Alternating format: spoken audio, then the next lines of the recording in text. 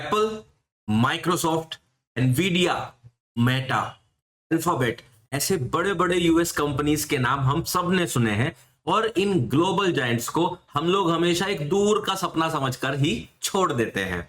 अक्सर इंडिया में ज्यादातर इन्वेस्टर्स को ऐसा लगता है कि इन बड़े बड़े ग्लोबल जायंट्स के अंदर वही लोग इन्वेस्टमेंट कर सकते हैं जिनके पास लाखों रुपए ऐसे ही एक्स्ट्रा में पड़े हुए हों या फिर वो काफी अमीर हो।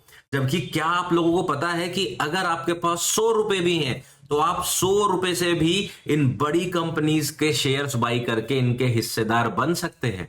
जी हां, आज की वीडियो में मैं इसी बारे में चर्चा करने वाला हूं और आप लोगों को थोड़ा सा ग्राउंड रियलिटी भी समझाऊंगा और तरीका भी बताऊंगा कि किस तरह से इतने बड़े बिजनेसेस के हिस्सेदार आप लोग भी बन सकते हैं। आप लोगों का स्वागत करता हूं होल्ड विद प्रियांकी एक और इन्वेस्टिंग वाली वीडियो में। तो चलो वीडियो को शुरू करते हैं और समझते हैं कि क्या प्रोसेस और किस बारे में मैं आज बात करने वाला हूं। यूएस मार्केट के इन कंपनीज की सबसे बढ़िया बात यह है कि इनका बिजनेस सिर्फ एक ही कंट्री के ऊपर डिपेंडेंट नहीं है। जैसे कि अगर हम एप्पल की बात करें तो आईफोन्स अगर अमेरिका में बिकते हैं तो आपको पता है कि इंडिया के अंदर भी, चाइना के अंदर भी, यूरोप के अंदर भी सब जगह पर आईफोन्स बिकते हैं।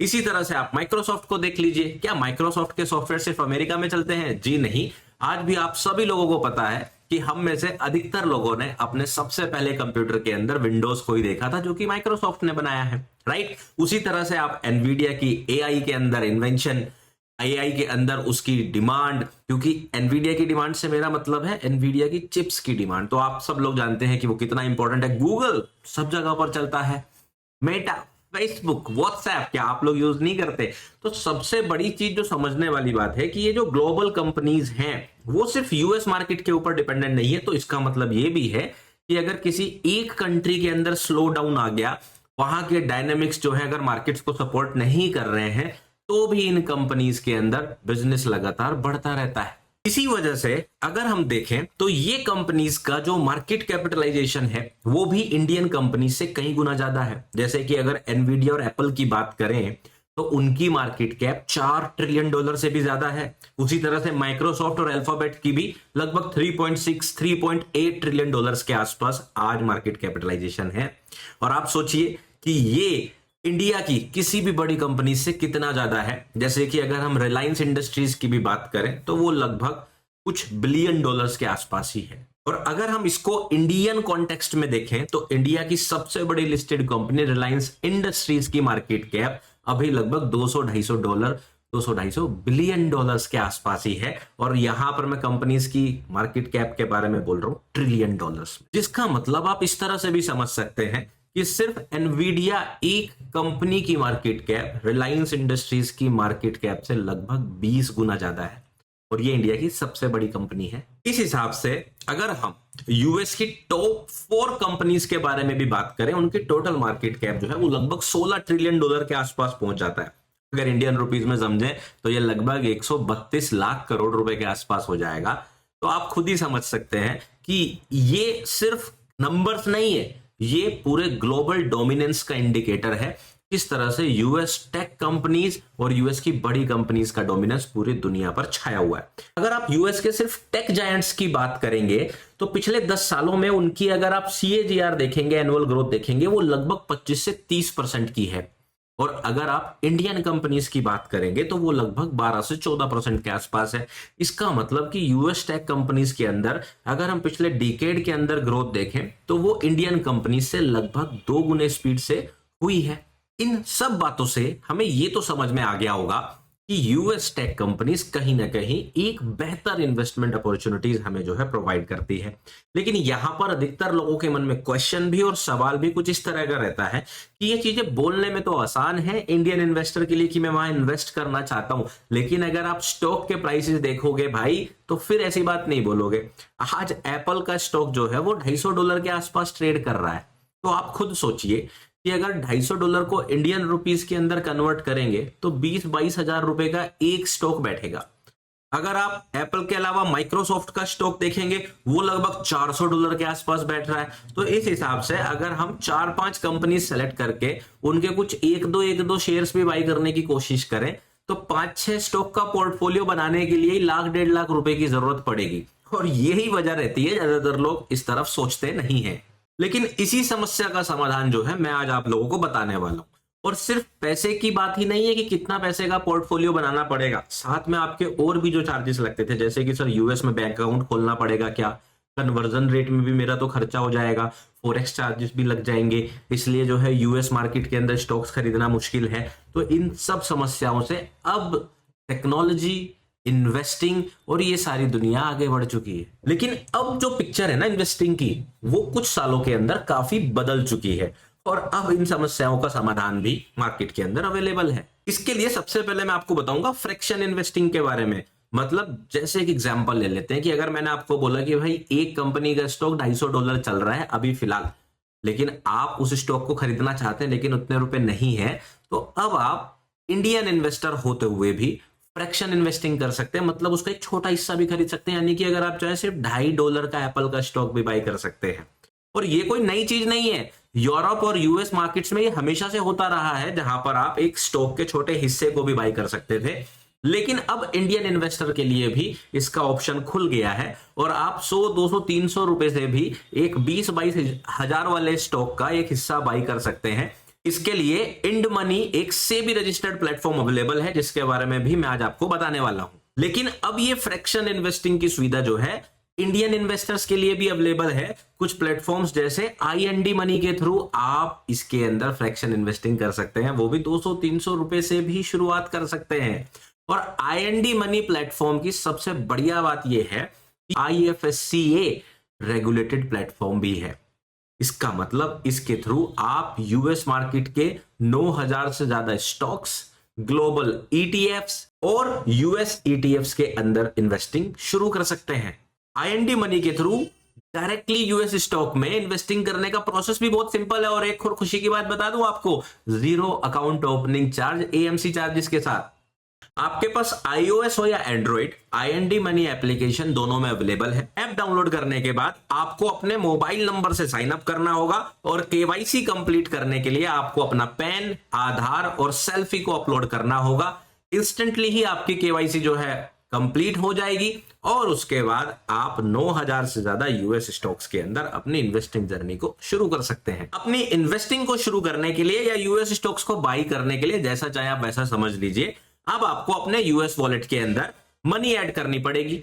इसके लिए आपको इंडियन रुपीस ही ऐड करने हैं, जो ऑटोमेटिकली कन्वर्ट होकर आपको दिखाएंगे कि आपको इसके बदले कितने डॉलर मिल रहे हैं। और अच्छी बात यह है कि IND मनी कोई भी इसके अंदर प्लेटफॉर्म फीस आपसे चार्ज नहीं करता है। अगर कुछ चार्जेस कटते भी हैं तो वो यूजुअली GST के या फिर एक्सचेंज रेट के ही कटते हैं। तो यहां पर आपको एक और बात समझनी होगी कि जब आप यूएस मार्केट के अंदर या यूएस स्टॉक्स कह लीजिए उसके अंदर इन्वेस्ट करते हैं तो आपको करेंसी एप्रिसिएशन का भी बेनिफिट मिलता है। मतलब चलो मैं इसको थोड़ा डिटेल में समझाता हूं।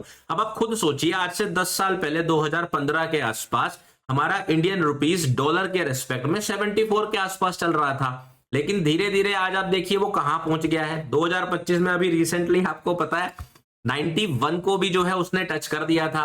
तो इसका मतलब पिछले 10 सालों में लगभग 40% के आसपास जो है रुपया डॉलर के सामने वीक हुआ है।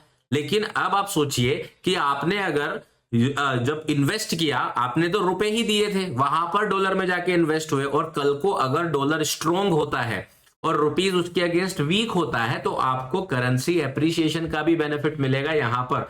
तो एक तरह से देखें तो डबल इंजन का बेनिफिट आपको मिलने वाला है, स्टॉक ग्रोथ का भी और दूसरा आपको करेंसी एप्रिसिएशन का भी बेनिफिट यहां पर मिलेगा। 10 साल पहले 2015 में रुपीस का रेट डॉलर के रेस्पेक्ट में लगभग 63 रुपए के आसपास था। अब इसको एक प्रैक्टिकल एग्जांपल से मैं आपको यहां पर समझाता हूं। एग्जांपल के लिए मान लीजिए मैंने जो है IND मनी एप्लीकेशन ओपन किया और यहां पर मैंने AIQ ETF जो है ओपन किया। अब देखिए यहां पर और भी ऑप्शंस अवेलेबल है, लेकिन फिलहाल इस एग्जांपल के लिए मैं आर्टिफिशियल इंटेलिजेंस का ETF ओपन कर रहा हूं। देखो इसके लिए मैं आपको थोड़ा सा बैकग्राउंड भी देता हुआ चलता हूं। मेरे हिसाब से आज के वक्त में आर्टिफिशियल इंटेलिजेंस का कहीं ना कहीं एपिसेंटर जो है वो यूएस मार्केट्स के बीच में ही है। जैसे कि आप एनवीडिया को देख लीजिए, वो तो AI का अनडिस्प्यूटेड लीडर है।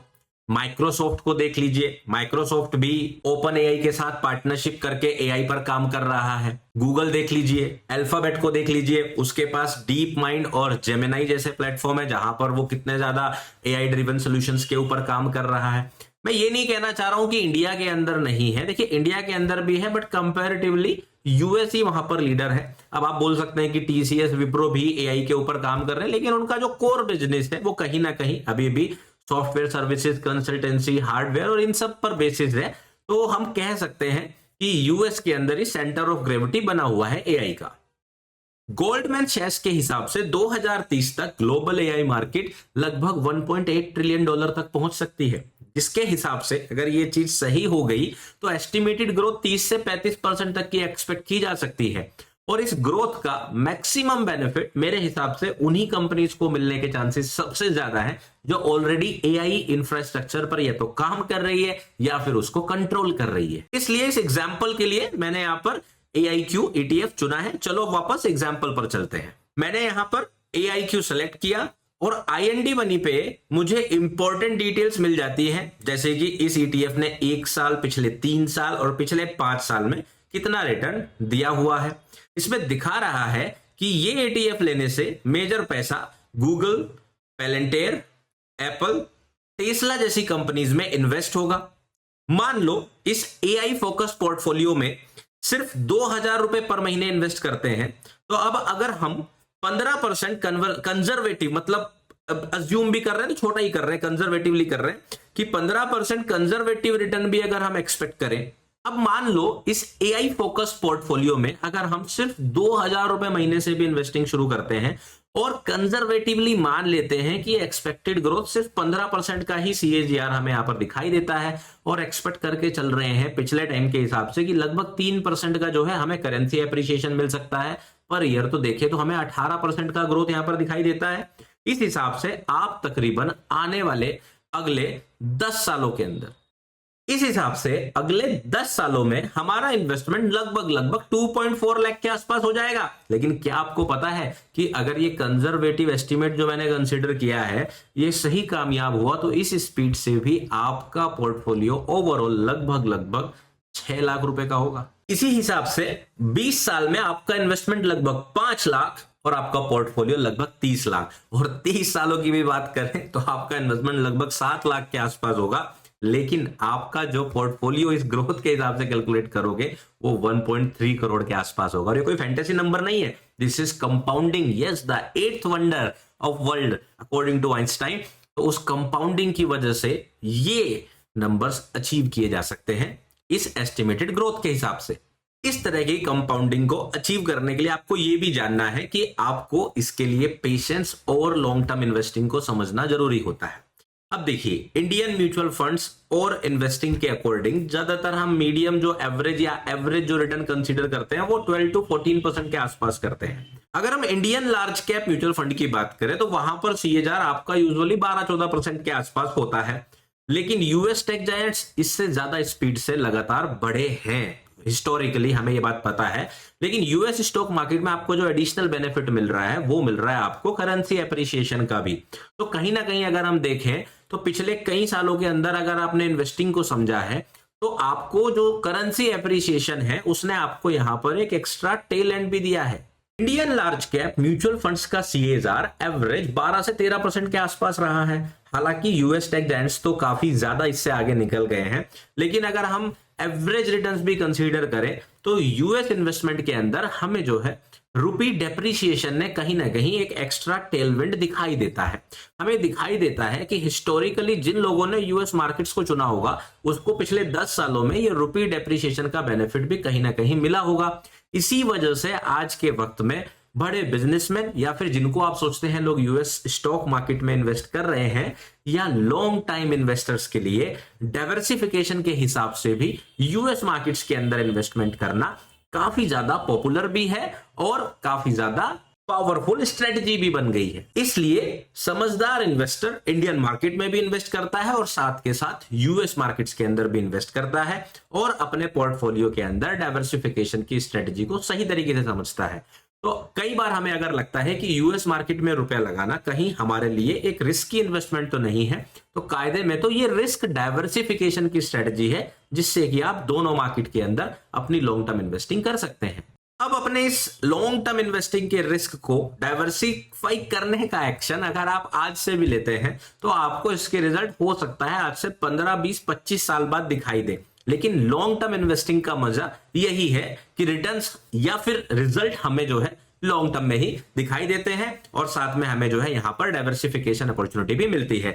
तो यहां से इस पूरे वीडियो का जो पर्पस था वो यही था कि आप लोग भी अपनी यूएस मार्केट में इन्वेस्टिंग शुरू करने की अगर सोच रहे हैं तो उसके अंदर मैं आपको राइट इंफॉर्मेशन आप लोगों तक पहुंचा सकूं, एक प्लेटफॉर्म IND मनी के बारे में बता सकूं जहां से आप अपनी इन्वेस्टिंग जर्नी को शुरू कर सकते हैं। अगर अभी भी आपको यूएस मार्केट में इन्वेस्टिंग को लेकर कोई सवाल है तो आप लोग मुझे कमेंट करके पूछ सकते हैं और ऐसी ही वीडियोस और ऐसी ही इंफॉर्मेशन को आगे लेने के लिए, समझने के लिए, जानने के लिए आप लोग जो है मेरी आने वाली वीडियोस को देख सकते हैं। बाकी IND मनी पर अपना अकाउंट ओपन करने के लिए मैंने जो है लिंक डिस्क्रिप्शन में भी लगा दिया है, आप लोग वहां से जाकर चेकआउट कर सकते हैं। इसके साथ आज की वीडियो तो कंप्लीट होती है, लेकिन आपको नेक्स्ट वीडियो किस टॉपिक पर चाहिए, किस इन्वेस्टिंग टॉपिक पर चाहिए, वो भी आप मुझे कमेंट करना बिल्कुल भी मत भूलना। ध्यान रखिए, फेक और फ्रॉड लोगों से बचिए। मेरे नाम से बहुत सारे फेक चैनल्स भी बने हुए हैं, तो आप लोग इंपर्सनेशन का शिकार ना हो। इसलिए अगर आप मुझे किसी भी सोशल मीडिया पर फॉलो करना चाहते हैं तो लिंक केवल और केवल डिस्क्रिप्शन से ही लीजिए।